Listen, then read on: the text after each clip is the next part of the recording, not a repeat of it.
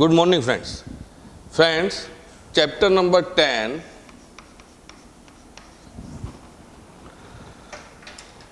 in light, chapter का name था light. इसमें हम रिफ्लेक्शन कंप्लीट कर चुके हैं. रिफ्लेक्शन वाला जो पोर्शन है वो हमारा कंप्लीट हो गया है. रिफ्लेक्शन के टॉपिक में हमने पढ़ा रिफ्लेक्शन के बारे में, what is the meaning of the reflection, why is the reflection is occur. ठीक है, इसमें फिर हमने कॉन्वेक्स मिरर, कॉनकेव मिरर, इनके बारे में स्टडी किया. After that the image formation convex mirror के द्वारा, कॉनकेव मिरर के द्वारा और उनके usage. Mirror formula 1/f = 1/v + 1/u और उससे रिलेटेड न्यूमेरिकल्स हमने कंप्लीट किए. अब इस चैप्टर में जो हमारा नया टॉपिक है दैट इज द रिफ्रैक्शन. तो आज हम स्टार्ट कर रहे हैं रिफ्रैक्शन.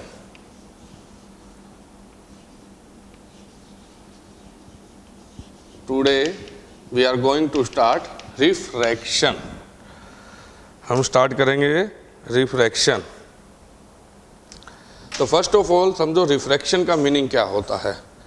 ठीक है, रिफ्रैक्शन का मतलब होता है the bending of the light, the bending of light रे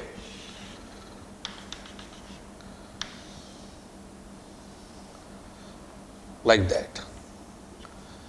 The bending of light ray when it travel from one medium to another medium. तो जाहिर सी बात है ये जो इंटरफेस होगा that is known as the interface. पहले समझो इसको, ये हमारा कोई फर्स्ट मीडियम है, ये हमारा सेकंड मीडियम है. तो रिफ्रैक्शन किसे कहेंगे?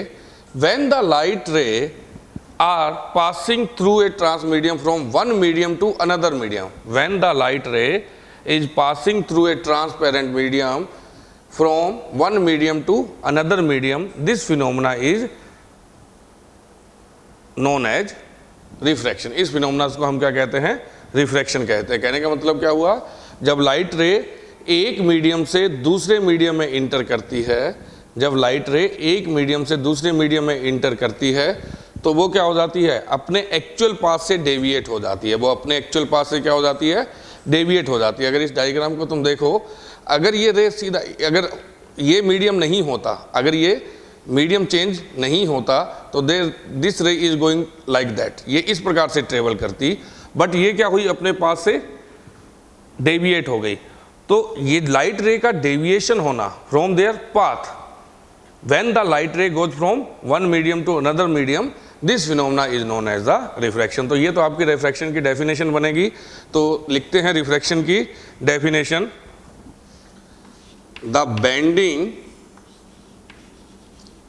the bending of light ray, the bending of light ray, देखो बेटा, this is a light ray, then the bending of light ray, the bending of light ray while passing through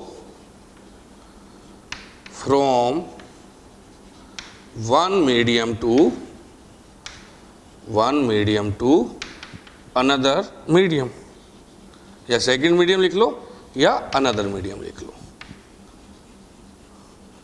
this is known as refraction. तो ये definition बनेगी the bending of light ray while passing through from one medium to another medium, या bending of रे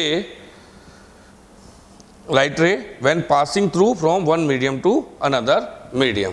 ठीक है, अब यहाँ पे क्वेश्चन क्या बनता है बेटा? देखो, पहले जो आपका objective type 1 number type question बन सकता है, तो क्वेश्चन यहाँ पे ये अराइज होता है, तो जब लाइट रे एक मीडियम से दूसरे मीडियम में जाती है, when the light ray goes from one medium to another medium, why the light is bend. तो ये लाइट रे बेंड क्यों हो जाती है? ये लाइट रे बेंड क्यों हो जाती है? तो इसका रीजन क्या देंगे? The reason of bending of light,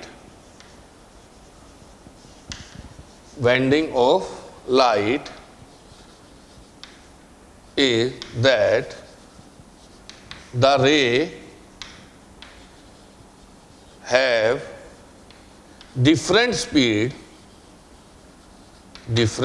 speed in different medium, different speed in different medium। तो बेंड होने का रीजन क्या है? जो लाइट रे है, लाइट रे की स्पीड अलग अलग मीडियम में अलग अलग होती है। डिफरेंट मीडियम में क्या होती है बेटा? डिफरेंट होती है। तो जब लाइट रे एक मीडियम से दूसरे मीडियम में इंटर करती है, जब लाइट रे इंटर करती है from first medium to second medium, तो उस लाइट रे की स्पीड क्या हो जाती है? चेंज हो जाती है। लाइट रे की स्पीड क्या हो जाती है? चेंज हो जाती है। और अकॉर्डिंग टू दैट, क्योंकि स्पीड क्या हो जाती है? चेंज हो जाती है, इसके कारण वो अपने पास से क्या हो जाता है? डेविएट हो जाता है। वो इस कारण से वो अपने पास से क्या हो जाता है? डेविएट हो जाता है। ठीक है, तो ये डेफिनेशन हुई और ये रीजन हो गया है बेंडिंग होने का रीजन क्या है। ठीक है, चलो अब यहां पे जो बेंडिंग है ना, वो दो टाइप से हो सकती है। देखो मैं दो पहले डायग्राम बना रहा हूं और उसको आप देखने की कोशिश करें। ये कोई इंटरफेस है जो दो मीडियम को सेपरेट करता है। दिस इज द नॉर्मल, ये नॉर्मल है। नॉर्मल जैसे हम रिफ्लेक्शन में भी पढ़ चुके हैं, एक इमेजिनरी लाइन है जो इंटरफेस के परपेंडिकुलर हम मान के चलते हैं, एज्यूम करके चलते हैं। तो दिस इज ए लाइट रे, इंसिडेंट रे। अगर मान लो ये इंटरफेस नहीं होता, मीडियम चेंज नहीं होता, तो ये लाइट रे इस प्रकार से जाती, लेकिन यहाँ पे ये इस प्रकार से बैंड हो गई। या क्या हो सकता है? देखो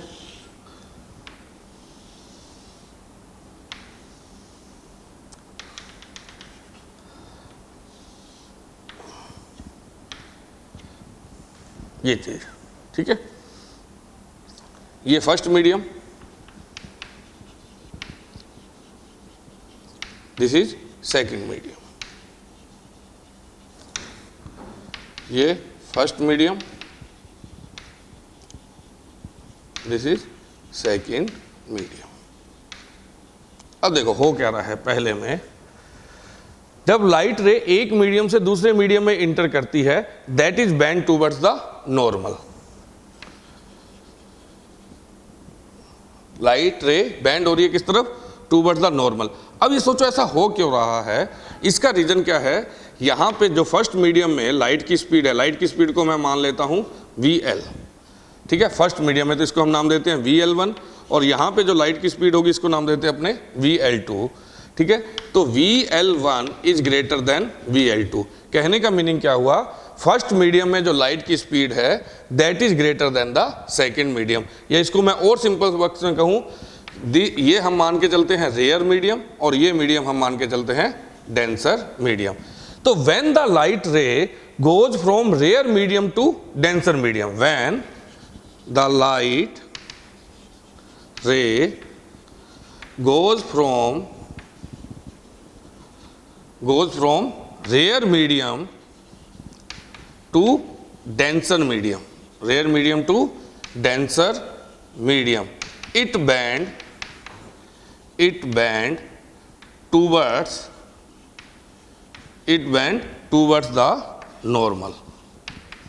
ये किस तरफ बैंड हो जाती है? ये नॉर्मल की तरफ बैंड हो जाती है। When the light ray goes from rare to denser medium, ये रेयर मीडियम है, तो लाइट रे जब रेयर मीडियम से डेंसर मीडियम से जाती है तो ये क्या हो जाती है? That is bend towards the normal, यानी कि नॉर्मल की तरफ मुड़ जाती है। अगर देखो ये रे ऐसे जानी चाहिए थी, लेकिन ये किस तरफ चली गई है? नॉर्मल की तरफ, तो that is bending towards the normal. Reason आप दे सकते हो because the speed of light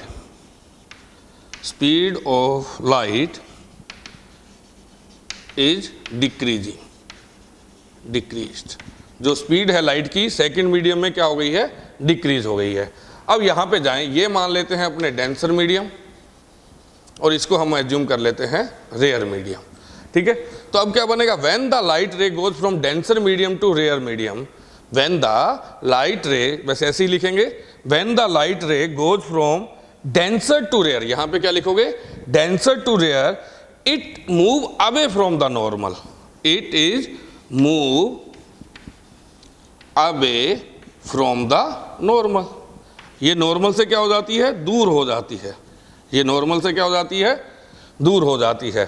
तो इसका रीजन क्या होगा, जब आप डेंसर से रेयर मीडियम में जाते हैं, देखो यहाँ पे नोट कर लेना बेटा, काम का पॉइंट है, जब रेयर टू डेंसर मीडियम में जाया जाता है, ठीक है, तो स्पीड क्या होती है, स्पीड वो डिक्रीज हो जाती है, स्पीड क्या हो जाती है, डिक्रीज। बट जब आप डेंसर टू रेयर मीडियम में जाते हैं, डेंसर टू रेयर मीडियम में जाते हैं, तो स्पीड क्या होगी, इंक्रीज होगी। उस कंडीशन में स्पीड क्या होगी, इंक्रीज होगी। ठीक है, एक तो ये 2 पॉइंट ध्यान रखना, ये डायग्राम हो गया। सेकेंड बेटा बहुत ही इंपॉर्टेंट पॉइंट है, नोट करके लिख लो। When the light are enter from one medium to another medium, its speed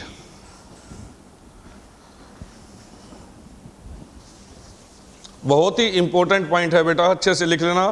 objective question 2 बार पूछा भी जा चुका है बोर्ड एग्जाम में ही। when the light ray enter from one medium to another medium, one medium to another medium, when the light ray enter from one medium to another medium, its speed, wavelength is changed। यानी कि जब light रे एक medium से दूसरे medium में inter करती है तो उसकी स्पीड चेंज हो जाती है, उसकी वेवलेंथ चेंज हो जाती है। बट ये इंपॉर्टेंट पॉइंट है जिसकी मैं बात कर रहा था, फ्रीक्वेंसी। बट फ्रीक्वेंसी, इसको याद रखेंगे, डज नॉट चेंज। फ्रीक्वेंसी में किसी प्रकार का चेंज नहीं आएगा, फ्रीक्वेंसी में किसी प्रकार का चेंज नहीं आएगा। बस ये चीज़ ध्यान रखनी है बेटा, बहुत ही इंपॉर्टेंट क्वेश्चन है। जब लाइट रे एक मीडियम से दूसरे मीडियम में इंटर करती है तो उस रे की स्पीड चेंज हो जाती है, उसकी वेवलेंथ भी चेंज हो जाती है। क्या चेंज नहीं होता, उसकी फ्रीक्वेंसी चेंज नहीं होती। क्या चेंज नहीं होता, उसकी फ्रीक्वेंसी चेंज नहीं होती है। क्लियर? तो ये था इंट्रोडक्शन अबाउट द रिफ्रैक्शन। भी रिफ्रैक्शन होता कैसे है और जब लाइट रे एक मीडियम से दूसरे मीडियम में इंटर करती है तो क्या क्या हो सकता है। अब अपने थोड़े से इसके पॉइंट देख लेते हैं। दिस इज द इंटरफेस, ये नॉर्मल, ठीक है, ये नॉर्मल। जो रे आ रही है सोर्स से, लाइट ऑफ सोर्स से, उसको हम कहेंगे इंसिडेंट रे। स्पीड से बता रहा हूं क्योंकि ये चीज़ तो आप पहले ही पढ़ चुके हैं। जो दूसरे मीडियम में इंटर की, इस रे को हम क्या कहेंगे, रिफ्रैक्टेड रे। The angle between the incident ray and normal, that is known as the angle of incidence, I. The angle between the normal and the refracted ray, that is known as the angle of refraction. इसको हम denote करेंगे किससे, R से। और ये जो point है यहाँ पे इंसिडेंट रे टकरा के रिफ्रैक्ट होती है, this point is point of incidence. इस पॉइंट को हम क्या कहेंगे, पॉइंट ऑफ इंसिडेंस। क्लियर है ये सब? ये डायग्राम अब समझ आ गया है। तो अब हम पढ़ेंगे laws of refraction. Laws of refraction. तो फर्स्ट लॉ जो हम रिफ्लेक्शन में भी पढ़ चुके हैं,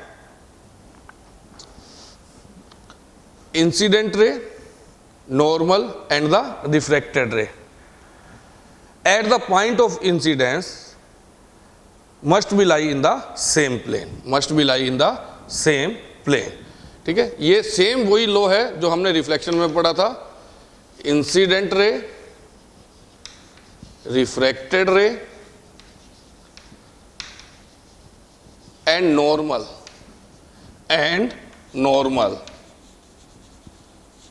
eight the point of incidence. वो आपको डायग्राम में दिख रहा है कौन सा पॉइंट ऑफ है, तो point of incidence must be lie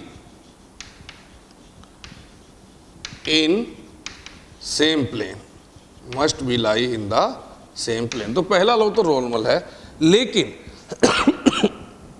sorry बेटा, सेकेंड लॉ है that is most important law, ठीक है, इसका बड़ा यूज होता है यहाँ पे रिफ्रैक्शन में, इसको बोला जाता है स्नेल्स लॉ। बेटा अकेला ये क्वेश्चन भी एग्जाम में पूछ लेता है, define the Snell's law, what do you understand by the Snell's law, ठीक है। बेटा रिफ्लेक्शन में आपने पढ़ा था angle of i equal to angle of r, यानी कि एंगल ऑफ इंसिडेंस और एंगल ऑफ रिफ्लेक्शन क्या होते हैं, सेम होते हैं, बट रिफ्रैक्शन में ऐसा नहीं होता। आपको दिख रहा होगा यहाँ पे जब लाइट रे रेयर मीडियम से डेंसर मीडियम में जा रही है तो angle i is greater than angle r. ऐसे ही मैंने दूसरा डायग्राम बनाया था जिसमें रे बैंड हो जाती थी, तो ये बनेगा आर, तो उसमें angle i is greater than angle r, ठीक है। तो ये जो सेकंड लॉ है वो थोड़ा सा क्या हो जाता है, चेंज हो जाता है, और this law is known as the Snell's law. इसको हम क्या कहते हैं, स्नेल्स लॉ भी कहते हैं। ये क्या है, इस लॉ के अकॉर्डिंग स्नेल्स लॉ का मीनिंग क्या होता है, स्नेल्स लॉ किसे कहते हैं, तो according to this law the ratio of the sine of incidence angle, the ratio of the sine of incidence angle to the sine of the refraction angle is always constant.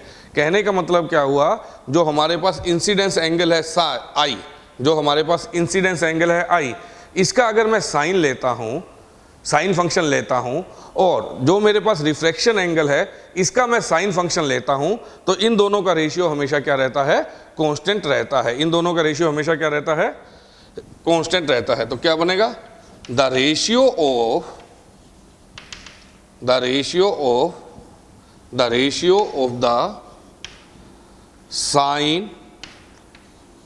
sine of the angle of incidence, the ratio of the sine of the angle of incidence to the sine of the angle of refraction, sine of the angle of refraction is always constant, हमेशा क्या रहता है, constant रहता है, ठीक है। और that is known as the refractive index, उसी को हम क्या कहते हैं, रिफ्रैक्टिव इंडेक्स। तो रिफ्रैक्टिव इंडेक्स को हम क्या लिखते हैं, म्यू, ये पहले लिख लो, sine i by sine r. Ratio का मतलब होता है डिवाइड करना, तो देखो रेशियो किसका, sine of the angle of incidence, तो sine of the angle of incidence क्या हो गया, साइन आई, टू द मतलब वो टर्म किस में आ जाएगी, डिवाइड में, sine of the angle of refraction, तो sine r, sine i by sine r, that is equal to constant. ये क्या होता है बेटा, कांस्टेंट होता है, और इसको हम किससे लिखते हैं, म्यू से। म्यू क्या है यहाँ पे, रिफ्रैक्टिव इंडेक्स है। म्यू क्या है बेटा, यहाँ पे रिफ्रैक्टिव इंडेक्स है, ठीक है। तो इसको हम क्या बोलेंगे, ये जो रेशियो है, ये जो रेशियो है, ठीक है, sine of angle is always constant, और आगे यहां पे जोड़ लो इज कॉल्ड रिफ्रैक्टिव इंडेक्स। हमें दो डेफिनेशन पढ़नी है अपनी बुक के अकॉर्डिंग, तो एक डेफिनेशन तो रिफ्रैक्टिव इंडेक्स की ये बन गई जो आपके सामने है, the ratio of the sine of angle of incidence to the sine of angle of refraction is always constant, that is called refractive index. तो mu equal to sine i by sine r, ठीक है। तो ये है बेटा laws of reflection. कुछ point refractive index से related आप नोट कर लो। Refractive index for air and vacuum is 1। Air और वैक्यूम के लिए क्या होता है, रिफ्रैक्टिव इंडेक्स की वैल्यू 1 होती है। एयर और वैक्यूम के लिए रिफ्रैक्टिव इंडेक्स की वैल्यू क्या होती है, 1 होती है। एयर और वैक्यूम इसको सबसे रेयर मीडियम माना जाता है, ठीक है। वैक्यूम तो हम वैसे ही वर्ड यूज करते हैं, एक्चुअली में हम लेते क्या हैं, एयर। तो air is the rarest medium. Air क्या होता है, रेयरेस्ट मीडियम होता है, और इसका रिफ्रैक्टिव इंडेक्स हम कितना लेते हैं, 1 लेते हैं। अब जैसे जैसे आपके मीडियम होंगे, जैसे कि वाटर है, ग्लास है, तो ये क्या होते जाएंगे, डेंसर मीडियम होंगे। ये क्या होंगे, डेंसर। अगर मैं एयर और वाटर को कंपेयर करता हूं तो एयर क्या होगा, रेयर मीडियम, और वाटर क्या होगा, डेंसर मीडियम। तो यहां पे रिफ्रैक्टिव इंडेक्स ज्यादा होगा अगर रिफ्रैक्टिव इंडेक्स मोर,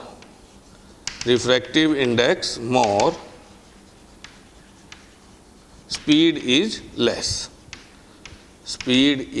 लेस। तो स्पीड क्या होगी, कम होगी। रिफ्रैक्टिव इंडेक्स अगर ज़्यादा होगा तो स्पीड क्या होगी, कम होगी। ठीक है, जैसे कि अगर मैं एयर और वाटर ये दो एग्जांपल लेता हूँ। एयर में मान लेते हैं लाइट रे की स्पीड क्या है, ये वैसे भी तुम्हें पता है 3 × 10⁸ मीटर पर सेकेंड है। वाटर में जो स्पीड है इससे क्या होगी बेटा, लेस होगी। 3 × 10⁸ मीटर पर सेकेंड से क्या होगी, लेस होगी। ठीक है, स्पीड इज लेस, स्पीड क्या होगी बेटा, कम होगी। तो कम होगी तो ये क्या हो जाएगा, बेंड करेगा टूवर्ड्स द नॉर्मल। ठीक है, अब अगर आप वाटर से ग्लास में जाते हो तो इन दोनों को कंपेयर करो तो वाटर आपका रेयर मीडियम बनेगा, ग्लास आपका कैसा मीडियम बनेगा, डेंसर मीडियम। वाटर कैसा मीडियम बनेगा, रेयर मीडियम, और ग्लास कैसा बनेगा, डेंसर मीडियम। तो वाटर में स्पीड क्या होगी, मोर, वाटर में स्पीड क्या होगी, मोर, और ग्लास में क्या होगी, लेस। तो अगर हम वाटर से ग्लास में जाते हैं, अगर हम वाटर से ग्लास में जाते हैं तो जो रिफ्रैक्टेड रे है that is bend towards the normal, और अगर आप ग्लास से वाटर में जाते हो, अगर हम ग्लास से वाटर में जाते हो that is move away from the normal. जो रिफ्रैक्टेड रे है that is move away from the normal. तो ये था बेटा आज के लेक्चर में आपका रिफ्रैक्टिव इंडेक्स से related introduction. Refractive index, refraction, actually में रिफ्रैक्शन किसे कहते हैं, लॉज ऑफ रिफ्रैक्शन क्या है, angle of incidence, angle of refraction and Snell's law, and Snell's law. अब हम नेक्स्ट लेक्चर में बात करेंगे refraction through the glass slab, glass slab के थ्रू रिफ्रैक्शन कैसे होता है। तो काफ़ी इंपॉर्टेंट टॉपिक है ग्लास स्लैब, और उसके बाद रिफ्रैक्शन फ्रॉम स्पेस है, जो स्पेरिकल लेंसेज है, लेंस के बारे में हमें यहाँ पे देखना है। तो refraction through spherical lenses, image formation, तो छोटा सा पोर्शन है, 3-4 लेक्चर में कंप्लीट हो जाएगा। बस first of all you will learn about the refraction, actually में रिफ्रैक्शन कहते किसे हैं। क्लियर, थैंक यू बेटा।